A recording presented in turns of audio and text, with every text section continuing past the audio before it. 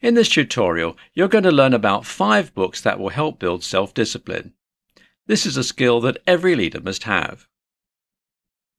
If you're someone who wants to read something for self-improvement and to gain new knowledge, stick around. Let's cut to the chase and list these 5 books starting with number 1, and this one has quite an amusing title. First we have Eat That Frog by Brian Tracy.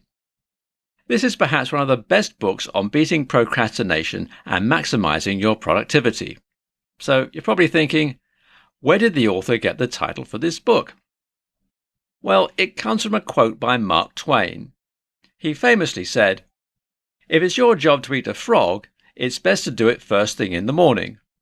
And if it's your job to eat 2 frogs, it's best to eat the biggest one first."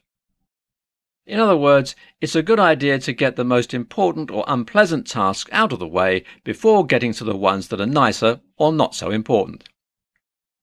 Second, we have The Power of Habit by Charles Duhigg.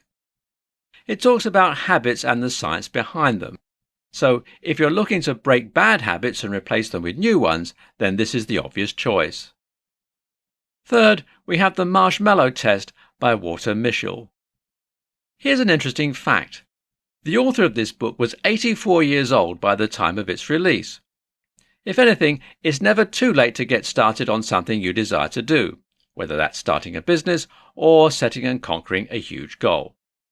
Anyway, this book is based on a study that was done at Stanford University. It was a study on self-control and how people just look at a marshmallow and resist the temptation to eat it. This will give you a glimpse at how important self-control is. Fourth, we have The War of Art by Steven Pressfield. If you're someone who is the creative type, this is a must-read, and I'm dead serious here when I say that. So the book is separated into 3 parts: resistance, combating resistance, and beyond resistance. By the way, even if you aren't a creative person or even a business owner, I highly suggest that you read this, because this is a book that can help you break your bad habits and be able to live life while having full control over it. The 5th and final book is The Compound Effect by Darren Hardy. This will not only help you to make small decisions and acquire those small wins, it will also help you snowball that into even greater heights of success. This applies to almost all the areas in your life.